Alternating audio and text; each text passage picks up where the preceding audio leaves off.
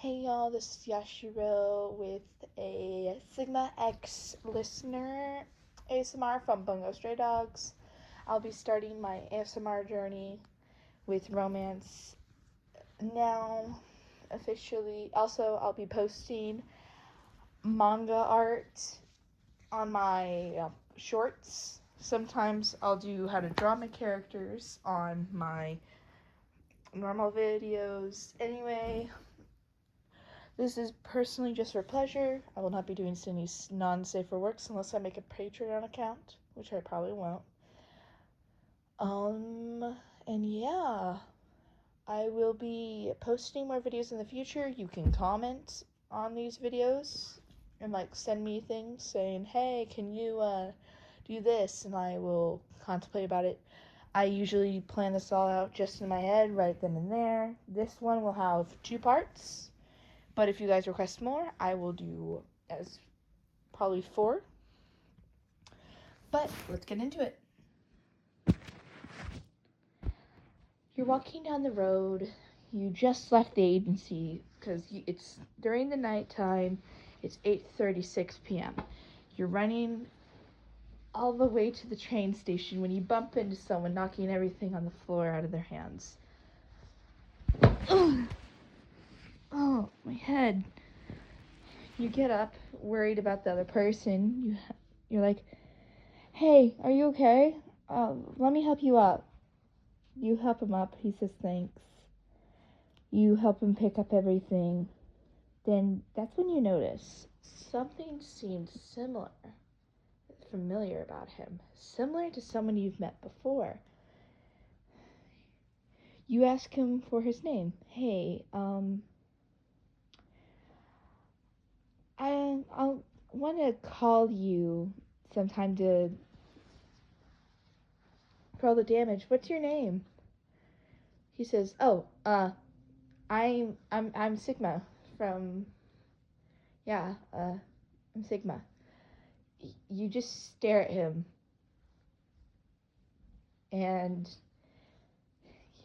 you hide your anger because you know this man and you know exactly where he's from and who he works for. You hand him his stuff and say, well, it's nice to meet you. My name is Listener. I hope you have a good day. You run out of there. You run onto the train. He doesn't realize your name until after you get on the train and the train takes off. That's when he realizes, oh my gosh. She means the Listener? The one I had to face off last time? Oh, no. I gave her my phone number. Oh, no. I can't let her get away with that. She'll give it to the police. She'll expose everything. You're frantically running now. As soon as the train stops, you start sprinting. You don't know where you're supposed to go at this point. You're concerned that the fact that he knows exactly who you are, because you saw his face as soon as the train was leaving. So you decide to frantically try to find another place to stay for the night. You grab a bag, you throw in candies, snacks, you throw your blanket and a pillow, and your camera, because you have a camera. It's a Polaroid. It's pink. You frantically sprint to your car. You get in the car. You drive to the nearest hotel. You park a block away from the hotel. You get a room. They give you room 3 on the 3rd floor. You say thank you. You run up the stairs. As soon as you get to the top, you're out of breath. Oh, why did they not have an elevator? It'd be so much bloody easier. You get into your room. You put everything out. You lay down. You're ready to take a nap. And then you realize that someone else is in the room. You frantically start looking around, checking every nook and cranny, the curtains, everything.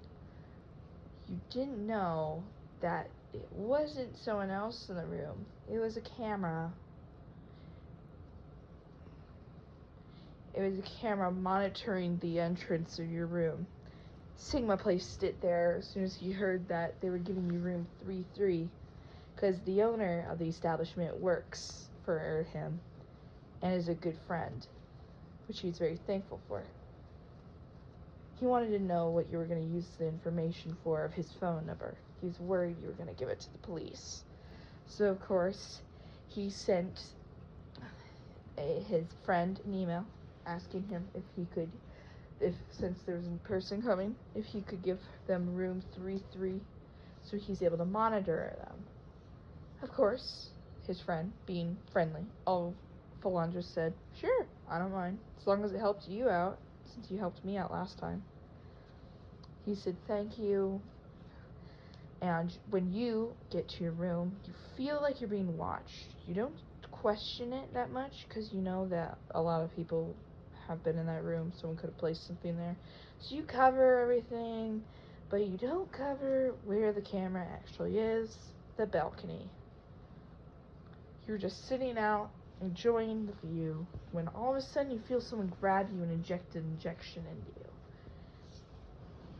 And you thud, hitting your head on the table, and all you remember is hearing, "Oh no, I'm about to clean up the blood too." And then you black out, not understanding what's going on.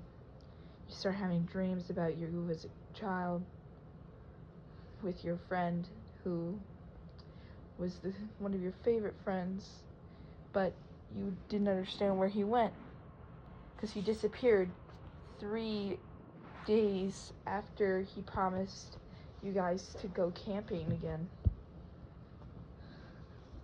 That was 3 years ago. But you moved on from that. Now all you can remember is that you're stuck in this guy's lab, constantly.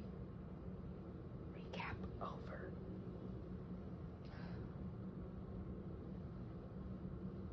You're sitting on the table unconscious when Sigma starts questioning his decisions about why he brought you there. And this is what he says. If I shouldn't have brought him here, now they're gonna know something's up. What if they wake up before I can inject him with the proper stuff to make him forget about my phone number? I don't know. He frantically starts running around to see if there's anything he can find. Then he remembers he doesn't know your ability yet. Even though you guys were childhood friends, but you don't remember what your childhood friend is. But he does. He remembers you perfectly. That's the reason why every time you guys met during fights, that he's never attacked you physically. Mentally, though, with words, yeah, he has. Which, of course, has affected your mental state, which is why you have to take meds. So, of course, when he starts his investigation, he starts questioning if it's the right idea. Out of curiosity, he touches you and realizes, when after he uses his ability to figure out what ability you have, he finds out that your ability is an adhesive ability where you can connect different materials to each other just by touching them. So, like, if there's an open wound, if you take your finger and go over it, it could all be sealed instantly. That's the reason why when he was a kid, whenever he got cuts, whenever you touched him there, he didn't feel the pain anymore. And he thought it was just because of, like, a special medicine, because sometimes you'd kiss it and it would go back to being normal. Which, of course, he understood, because that was like a little kid thing and everything, and he felt safer with her. But sometimes he didn't understand. But, of course, he understood plenty enough that there's something different about this person. So, of course, as always, he took the time to figure out why she came back and why she was going to not reporting him, and why she was going to just hold on to the phone number until she had more info. So, you're POV. You're waking up on the table when you see Sigma just frantically looking around. You're curious about what he's doing, but you're more concerned for anything. Which, of course, on his day-to-day life, he's always running around trying to figure out everything. So you thought he was just frantically looking for something. But that's when you realized you're not in your room anymore at the hotel. You're in a lab area, and you're underneath, like, a bunch of lights and other equipment. So you kind of look around really confused, and that's when you find out he took you from the hotel. He took you out of there. You realize your hair hasn't been unbraided yet, which you're very thankful for because it takes like 1 billion years to unbraid. By the way, your hair reaches down to your ankles. I'll show a photo of that later. You look around, trying to figure out stuff. You realize he's about to turn around, so you close your eyes and you relax your body. He puts his hand on you and tells his ability. You realize he's trying to figure out what your ability is. You're very thankful that your ability is nothing too serious, till you find out he thought it was interesting, which made you worry, because what if Sigma had a way to remove abilities, or something like that. So he was, you were nervous, and he was very smart with his mind. You knew this, because he's snuck up on you way too many times, which also quite concerned you, because you don't know how in the hell that works. So, when you're just hanging out by yourself, because you left the room, you're kind of looking around, see if there's anything you can grab to get yourself out of there. You realize he didn't look through your hair. You have that little clip in your hair that could undo locks. This is what the clip looks like. It has 2 little openings where you can jab them into locks and change the shape. And of course, he was very, very much not going to be back for a while, since Fjorde and Nikolai had called him for a meeting. You unlocked yourself out of the area. You unbuckle yourself and everything. You get out. You start looking around to see if there's anything you can grab for information, and anything you can use to hide with. You notice that there's an assistant's uniform on the side, which matched basically what you were wearing at the moment. So you instantly grabbed it, just so then you could wear it, just in case. And you always carried a wig on you, just because your hair is very noticeable.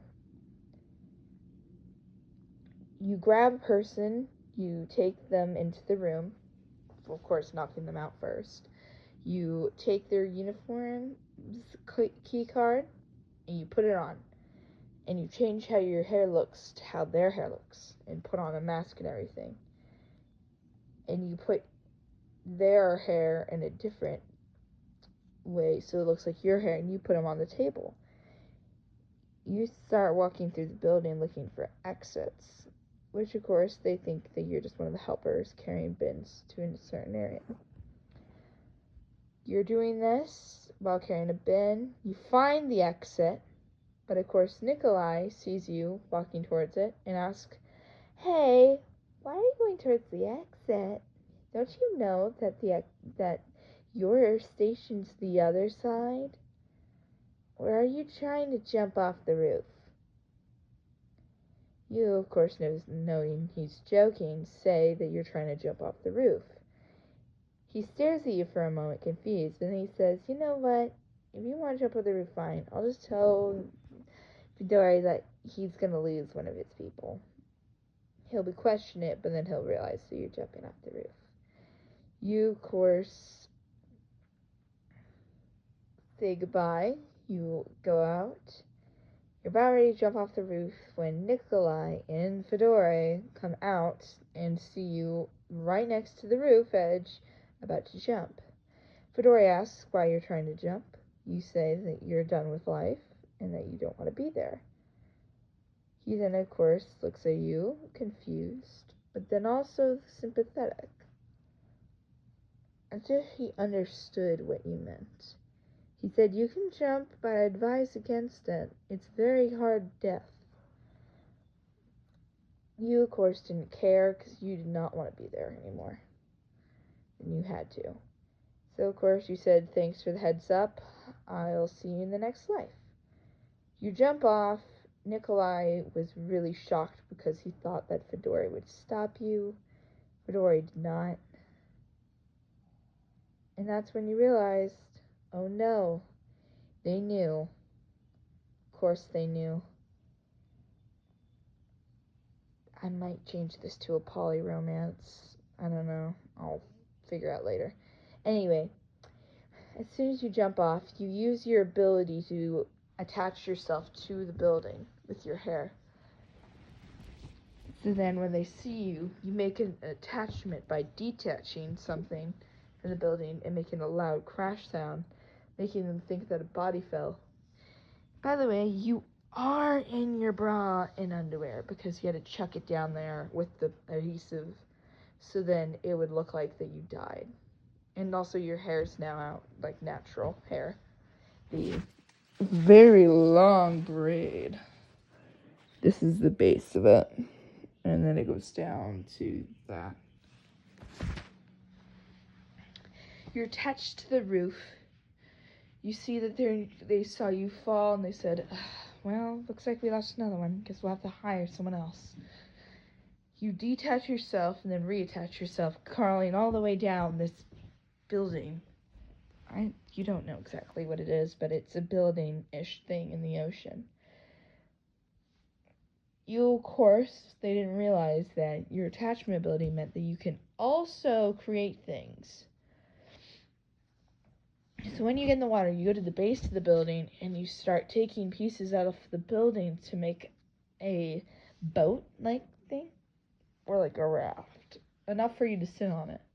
You get on it, you makeshift a propeller, and you start propelling yourself away from the area. Of course, someone saw you, though.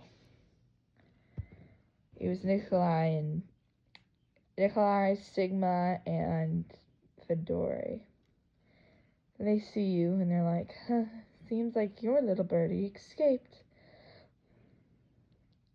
Sigma said, that's impossible. I just saw her on the table. He looks back at the table and realizes you're no longer there. Because shortly after, the person got out and was looking for them. But of course, they were nowhere to be found because they were in a meeting. And then they ran in through the door saying that someone had attached them to the table and everything. Of course, Sigma got furious because he wanted to keep you there so he could question you and everything about why you were part of the armed detective agency and everything. And while this is all happening, all joyous, you get back to the mainland. You run into the armed detective agency and run to Dazai, asking what to do. He asks what's going on, and you say that you ran into none other than Sigma and Fedora and Nikolai. Anyway, I'm gonna call that for part 1. I know, cliffhanger. We don't get Dazai's response. I'm gonna see if I can get one of my friends around my house to voice Dazai, because I'm not good at that. But, you know what? We'll just chill with it. Anyway, you have any requests or anything, put it in the comments. If not, stay Cubalicious. Love you, my froggies. Bye-bye.